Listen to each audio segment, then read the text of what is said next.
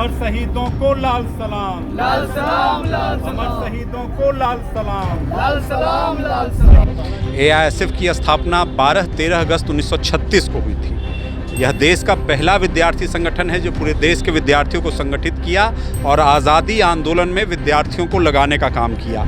जो देश में केंद्र सरकार ने लाई है, कोरोना के समय में लाया गया है। आप उस नई शिक्षा नीति को आप जानेंगे तो पाएंगे कि वो नई शिक्षा नीति शिक्षा देने के लिए नहीं है, बल्कि शिक्षा को छीनने के लिए है।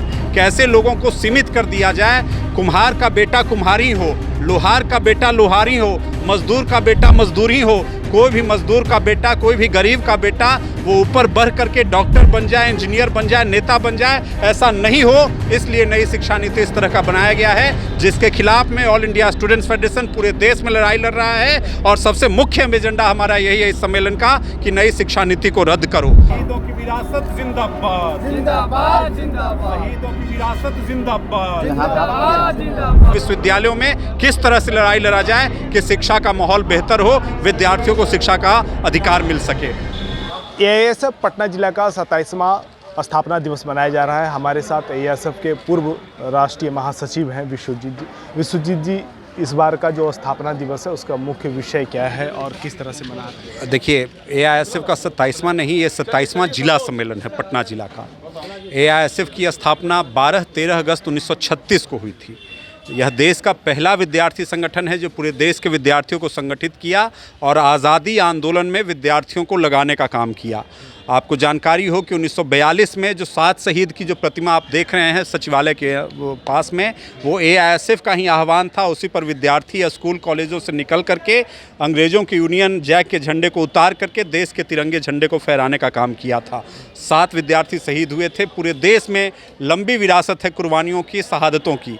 उसके बाद में फिर पटना में लगातार एआईएसएफ की गतिविधि होती रही। 1942 में एआईएसएफ का राष्ट्रीय अधिवेशन पटना में हुआ था, जिसका उद्घाटन देश के ही नहीं दुनिया के प्रख्यात वैज्ञानिक होमो जहांगीर भाभा ने किया था 1942 के राष्ट्रीय महाधिवेशन का। तो पटना जिला का यह 27वां सम्मेलन है। यह सम्मेलन नई शिक्षा नीति जो देश में केंद्र सरकार ने लाई है, कोरोना के समय में लाया गया है। आप उस नई शिक्षा नीति को आप जानेंगे तो पाएंगे कि वो नई शिक्षा नीति शिक्षा देने के लिए नहीं है, बल्कि शिक्षा को छीनने के लिए है।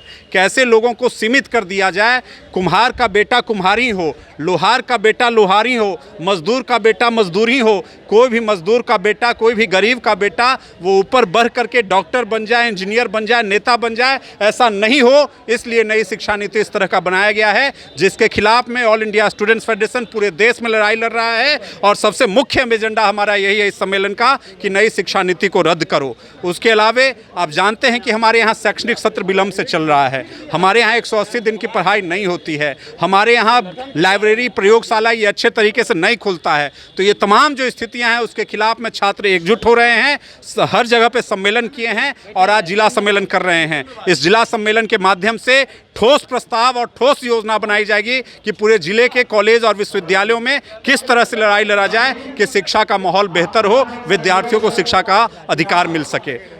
एक प्रश्न ये भी है कि शिक्षा की जब बात होती है तो आप लोग जब आगे आते हैं, लेकिन न्यू एजुकेशन पॉलिसी को लेकर सरकार अपनी पीठ थपथपा रही है, कह रही कि ये और आगे बढ़ाएगा भारतीय युवाओं को। देखिए, हमारी केंद्र की सरकार आज झूठ बोलने के लिए जानी जाती है। आप जानते होंगे कि जब किसानों का जब बिल लेकर के आए थे, जिसको काला कानून कहा गया, 700 किसानों ने जान दिया। उसके पक्ष में ये न जाने क्या क्या बोला करते थे और क्या क्या काम किया करते थे। उनको वो वापस लेना पड़ा, कहे कि हमसे भूल हो गई थी, हमसे चूक हो गई थी, वापस लिए। उसी तरह से नई शिक्षा नीति भी लाए हैं, उसी दौर में लाए हैं और ये लगातार उसके पक्ष में दलील दे रहे हैं। लेकिन आप ये देखिएगा, जानिएगा, गहराई से जानिएगा तो उसका मूल उद्देश्य है शिक्षा का निजीकरण करना, सांप्रदायिकरण करना और आम लोगों को, अधिकांश जनता को, बहुसंख्यक जनता को शिक्षा से दूर करना। इस सम्मेलन में कितने युवा छात्र जो है भाग ले रहे हैं? देखिए, ये सम्मेलन आम विद्यार्थी, चूंकि यह जिला सम्मेलन है, इसमें विभिन्न इकाइयों से जो चयनित प्रतिनिधि हैं,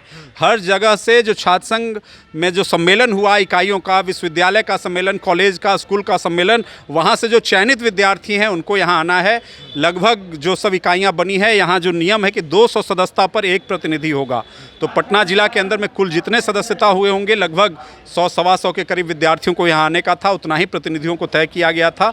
उसी को लेकर के यह जिला सम्मेलन हो रहा है। चलिए, तो अभी हमारे साथ एआईएसएफ के पूर्व राष्ट्रीय महासचिव विश्वजीत कुमार थे। तो आपने सुना कि किस तरह से जो एआईएसएफ का जो 27वां पटना जिला सम्मेलन जो है हो रहा है, आज उसका उद्घाटन सत्र है और इसमें जो नई शिक्षा नीति है उसको लेकर के और रोजगार को लेकर के भी चर्चा की जाएगी। तो इस तरह तमाम अपडेट्स के लिए देखते रहें एक न्यूज़ 24। कैमरामैन विष्णु के साथ मैं विपुल, पटना।